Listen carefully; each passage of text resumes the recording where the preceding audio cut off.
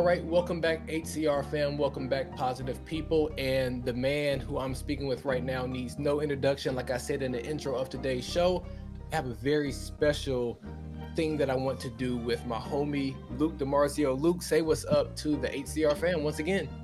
What's up, B+? Thanks for having me again, man. And it's always a pleasure. This is the first time you being on the show twice in one quarter. I know I just had you about a month ago. The video's doing pretty good for the second quarter recap you gave us of what happened in CHH. So I'm excited to get into today's discussion just because I had a tweet or should I say a post on X just asking CHH fans what is their favorite 3-album run by an artist. And I got a lot of good feedback. And it was crazy because I posted it and within like maybe, I'm not sure exactly how long, Luc had posted a note from his phone that had about 4 runs on it. I'm like, there's no way. So Luc, how did you have this list already ready? Yeah, actually, this comes up on socials quite a bit. I think a couple other media outlets and stuff like randomly, every once in a while will post something like this. I've seen it labeled differently. So 3-album run. I've also seen it 3-peat, like who had a 3-peat. So it was just easy. I just keep notes. So I think this is a great conversation. I love keeping track of stuff like this. And so, I had a note in my phone that listed, I think it was probably like 6 or 7 runs in there. But and so that's, I'm always ready for a list, bro. Man of many lists. Not only does he have his ear to the streets, but the man of many lists. I think you mentioned Taylor Gray on there. I think you mentioned 7 on there as well. Yeah, he had 2 3-album runs. Because he's probably dropped like 20 albums in his career. That man, right? He dropped a lot of work. You had a few other. What's some of the other ones you had on there? I had Cross Movement on there. Yeah. I had Beautiful Eulogy. I had Crumb. I can't remember what else right now.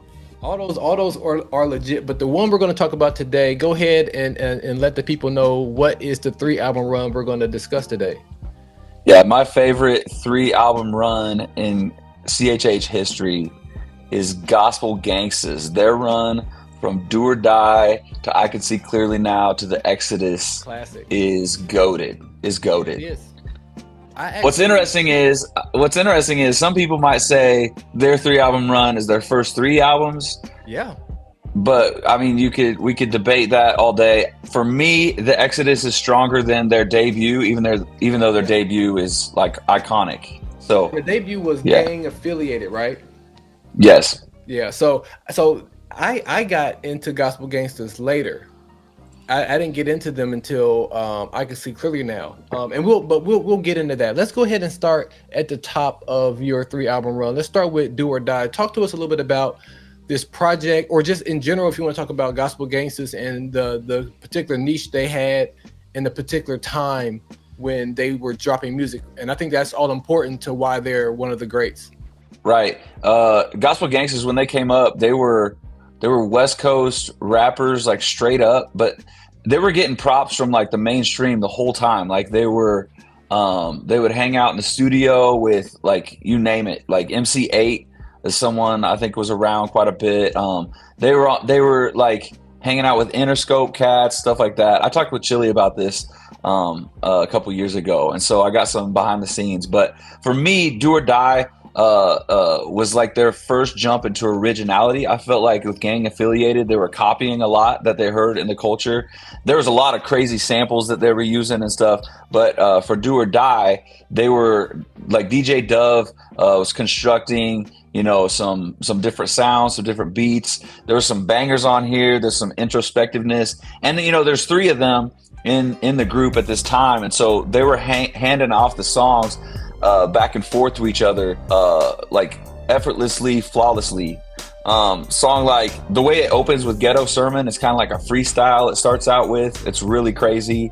And then like the first like 3 songs, O Double G's Go On, Maybe If, those are great. And then Do or Die, the title track, is probably like a top 3 song from them, I think. Yeah. And TikTok's verse on there just goes crazy. I love that whole song, the whole like I'm standing 10 toes down on my faith kind of idea, you know. Yeah. And then I think the big banger that everybody remembers from this is that West Coast Rock song, and so that's a good one. And then Backslider is kind of like the altar call type song that you would have in the 90s on a CHH album. But those are probably all my favorite tracks from there. I just thought it was really solid, cohesive work. I actually have that's funny. I see you're scrolling what it looks like. I have the original one where they're like sitting on a mountain with like a billboard behind them. It says Gospel Gangstaz. Yeah, I still have the CD of that, and so I kept it because I knew that artwork was different. So, yeah. One of these days, I feel like, and they may already have something like this. I think in Atlanta, where they have like a gospel rap Hall of Fame or something. But like, they need a place where, like a museum type thing, where people can submit stuff like that, to where it can say like, "Hey, this was submitted by Luc DiMarzio, contributor at Rapzilla, co-host of the Be Positive Music Show." And then and you can have it in there to where it's yours, but it's on display. It'll be dope to have a place like that. That's a good idea. They had like the old school indie tribe flag in there. Oh yeah, like random. That's cool. Like that. But it was like a place where you can go to check that stuff out, because that's to me like that's the antique. And I know that Pastor Tommy, I think his studio. I've heard that his studio is kind of like almost like a museum, not studio, or maybe church. His office. Yeah. Yeah. So maybe one of these days, I can become famous enough to sit down with Tommy at his place, and he can walk me around. So I think I have some connections with Holy Culture. Maybe I can get down there and do that. So yeah, so that was Do or Die. That was Do or Die. I just want to say one thing about the project in general. It just had like that West Coast like G-funk type of sound to it. And for me, I had to go back and listen to this album. I wasn't listening to this in real time. I was listening to our next album, which is I Can See Clearly Now. That's when I got introduced to Gospel Gangstaz. So go ahead and talk to us a little bit about I Can See Clearly Now. So I Can See Clearly Now, they parted ways with DJ Dove, and so there was a lot of like, what's gonna happen? And then they get signed to Be Right Records, and that's like a subsidiary of Kirk Franklin's record label. And so they were going commercial, like mainstream, and they had like incredible beats, like very commercialized beats. Yep. But dude, the sound quality like took leaps and bounds above what they did before. So they had like and it's not so much G-funk that much anymore. There's a little bit of R&B sprinkled into like West Coast hip hop. Yeah, a lot of gospel. So like, I Can See Clearly Now. The title track goes crazy. That I Call Your Name, like Mr. Solo's flows on most of these songs just like he overtakes the whole album. Like Mr. Solo's the reason to listen to Gospel Gangstaz from here on. He's insane. Sorry to cut you off. I want to just kind of do a quick peek back at Do or Die, because this was my intro to Gospel Gangstaz.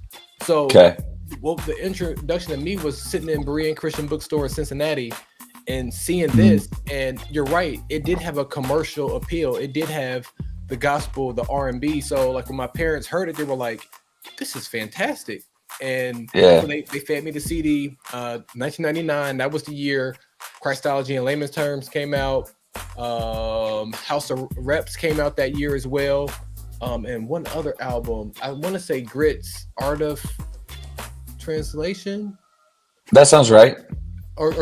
Yeah. So all those came out in 99. That was the year I fell in love with Christian hip hop. But this one, so when I went back and checked out Do or Die, I was just kind of like, this is two different groups. Like this is two different sounds. Right. So talk a little bit more about some of the songs on here that really stuck out to you. Yeah. I Call Your Name goes crazy. They got this guy Meech on here. I think he's a producer on some of this, and he actually had some really cold flows too. And then I Once Was Blind.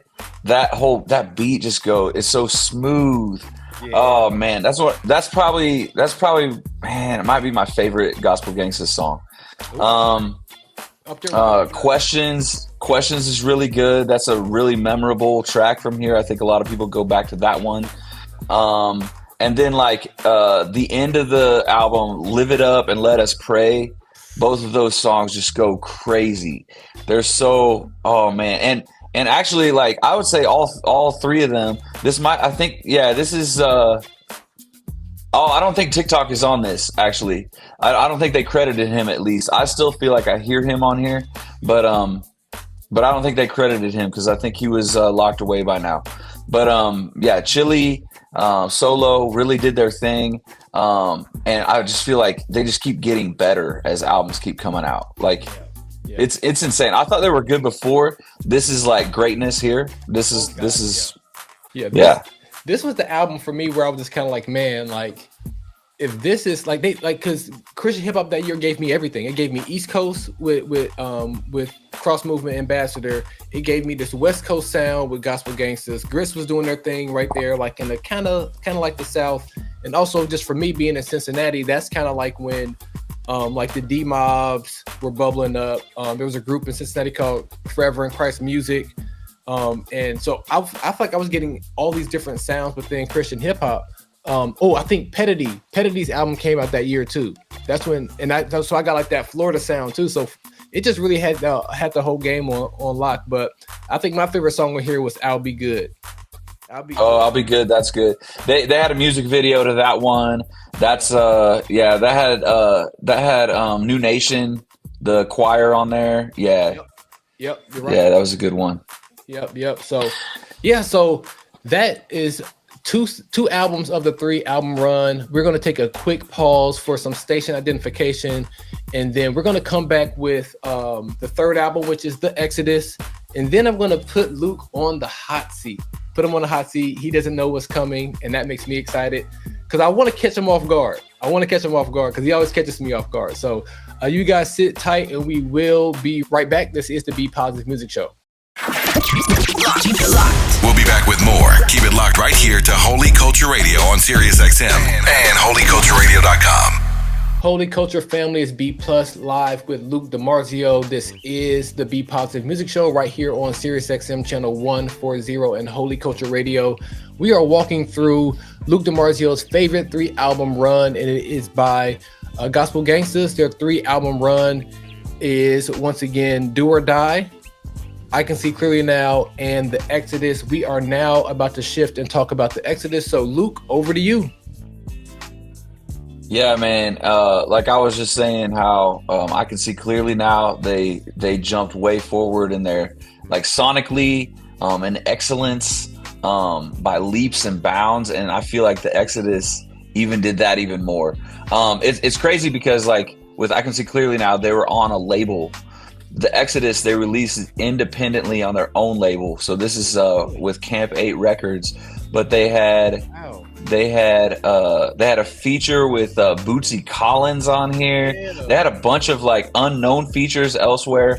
So they're trying to release their own collective called Camp 8.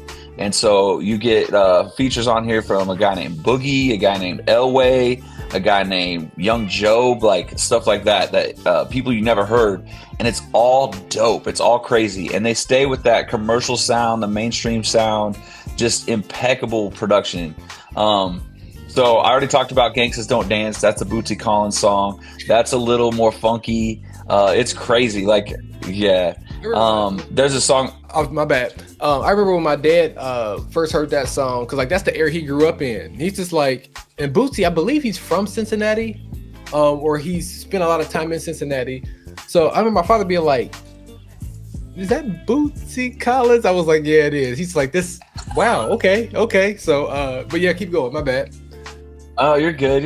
One of my favorite songs early on in this album is Watch, Pray, and Live Holy. It's like a challenge to the listener to live holy, and just really good. Like Mr. Solo's voice, just the way his charisma on the track, the laid backness of that beat. Oh, it's so good. Ayo is like the big like anthem that they got on here. It was okay.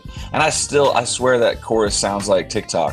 I know that it's not him, but it sounds like him. So anyway, he sang on a lot of their early stuff, and so it just sounds like Gospel Gangstaz, but he's not credited anywhere. If you ask Chili right now, like that wasn't him. I don't know. Yeah, it's crazy. But anyway, and then Caught Up is a crazy song. There's some storytelling going on in there. It's about like getting caught up in the game. Yeah, a lot of they were great at storytelling. Yeah, Solo's first verse on there is crazy.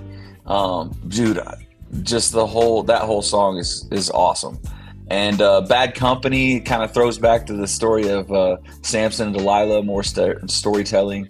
There's a lot of great songs on here. I think there's no skips on this album, so you can just roll through the whole thing. Yeah. I think, man, Heaven Awaits Us. Like, it's just like for me, like this life, it can get a little annoying. It can get a little frustrating, and you just want to be like, God, like. Especially like now and in the world today, it's always so much going on. But to be able to have that reminder that like heaven awaits us, that like this is not in vain. This is not something that we're just kind of doing just for the sake of it. So love that song. And then also just like the way Trouble Don't Last falls into that song. It's like they go together so well. So well. Go ahead. This is probably where I started noticing how people sequence their albums. So it wasn't just a bunch of songs in a row. Like everything works together and it builds on each other sonically. So none of these songs felt out of place going into each other. They were very intentional on how the album's crafted. And from what I understand, like that was very much Mr. Solo. He's a perfectionist, and so he wanted to make sure everything worked cohesively like that. Yeah. I don't know what song it's from or from what album it's from, but like I just remember Solo saying that like I'm not a player, I'm the coach. Like I remember that him saying that in one of his songs, and I was kind of like, and like the more and more I hear about him, God rest his soul, the more I hear about him, he really was that. Like he just wasn't a guy he just wasn't a member of this group. He was like the heart and soul of it.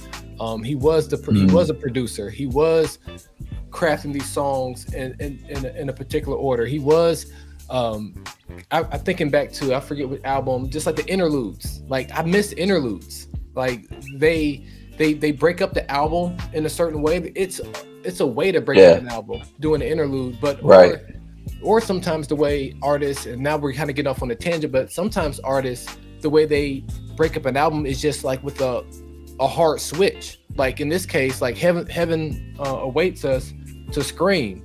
Like that was a transition. Yeah. It was just from like kind of serious, point your eyes towards heaven, and then it was just kind of like Scream was just like, oh, okay, we're pivoting in the album. So So shout out to Solo. Like I said, rest in peace. He really was the coach. He really was doing some things that I wish some artists would do now, which is bring back interludes, bring out like the hard shifts in the album where you're just kind of being taken on a ride, and now we're turning here. So any other thoughts you have about this one? No, man. I think people just got to go back and listen to it. There's a lot of times I talk to some of these younger guys that are in CHH or fans, and they're like, yeah, there wasn't any good CHH before Lecrae. And I was like, no, they're sadly mistaken. And I understand not liking some of the even like some of the cross movement, like their beats and stuff wasn't always the best. So that's why if you can get past the name Gospel Gangstaz and you just put it on and listen to it, it's dope. It's so good. I had friends that weren't Christian back in the day that would listen to Gospel Gangstaz. Like they would always throw on, like Watch, Pray, Live Holy, Live It Up, Once Was Blind, stuff like that. Like, because it just bangs. It's so good. It does. Well, I know what I'm listening to for the rest of the day. I'm listening to some Gospel Gangstaz, but now it's time to turn our attention. All right, so now I don't know what you're doing. Luc DiMarzio on the hot seat. He has no idea what I'm getting ready to do. So, if you can remember, or if you saw, I did this thing called vinyl, digital, or stream. Okay. Where I wanted us to kind of rank artists, or rank albums by an artist, like your least favorite. But I put a spin on it. Because it is Olympic season. So what I want you to do from the 3 albums that you just gave us, I need you to rank them gold, silver, and bronze. gold, silver, and bronze of the 3 All right. album run you just gave us. All right, I could do that. Explanation too. I think that the gold goes to the Exodus. Oh wow! So you're jumping straight to the gold. You're not gonna walk us. I'm going straight to the gold. Yeah, sorry. I go Exodus. I feel like it stands the test of time. Like you can listen to it today. It sounds very relevant and current. That is your reasoning is because you feel like it spans generations, like sonically and also with the message. Yeah. And then in the same way, I feel like I Can See Clearly Now is almost that, but not yet. So that's going to go in second place. All right. And then like you said, like Do or Die sounds like it's a totally different group, but it's still dope. So I put that in third place. Okay. You make that pretty simple. You seem like, well, once again, I tried to catch you off guard, but you were completely prepared. I was expecting you. I thought it was going to be more difficult. You did like this roulette thing with me one time, and I had no clue what was happening. Oh yeah, I remember that. That was fun. That was fun, but that was a little. I might need to bring that back and kind of refine it a little bit, because I like the idea of that, but I need to go back and kind of refine that. So you were trying to do like 6 degrees of like Bizzle or something. Like, how can we connect him to Swoop? Remember that? Yeah. that took a little bit of work, but I think if we would have spent some more time on it, we could have got it done. So I like that. I think I can rock with this gold, silver, and bronze. I think for me, well, actually, let's go back to 1999. What was Luc DiMarzio doing when I Can See Clearly Now dropped? Because I want to tell you why I would probably have that as a goal for me. So what were you doing in 1999 when that album dropped? 1999, I was like a junior in high school. And so I was looking, this was like Grape Tree era. And so like, I remember like Prime Minister, Mr. Real, I was like into all of that, LG Wise, Lil Rascal. And for me, like, I feel like a lot of their stuff was copy and paste. There were some really dope artists around the time. But all their beats and everything kind of copy and paste. Yeah. I felt like, I Can See Clearly Now set itself apart. And you already talked about some other stuff that came around the time. It was very, very commercial. I feel like there's some skip worthy songs on there though. I can't ride through the whole album. Got you. So for me, the reason why I would probably have I Can See Clearly Now is my gold. I was I would have been a freshman, maybe going into my sophomore year in high school. And my summer job, I was an assistant janitor. My very first job. And I remember having this CD, and so basically I was assistant janitor at an elementary school. So over the summer, how they had to refresh the whole building for the new school year. So like a 2 months before the school started, I would go to this elementary school and I would help this janitor. His name was Mr. Himmelhaver. And I would have this album, and I had also Christology in layman's terms, and I also had a gospel album by Minna Standard called Feel the Rain. So those were the 3 CDs I had in my little book bag, and I would just rotate them out. So I remember listening to this particular CD and just waxing floors, getting gum off the bottom off a desk, washing walls. That was my first job. I was a janitor. So for some reason, like, it just takes me back to like being like this kid having like my first job and having a little bit of money. So for me, it might be because of nostalgic reasons. I think I would take I Can See Clearly Now as my goal. But man, the Exodus is a tough project. I agree. Now, if you're asking me which one of these I want to get a vinyl of, the first vinyl I'm looking for out of these 3 is probably Do or Die. Just because I know how unique that would be to have that one. Like, yeah, early 90s, you know, like it would just be cool to have that, because it probably actually was pressed on vinyl. These other ones would have to be like, they just figured out how to get it on vinyl. You know what I'm saying?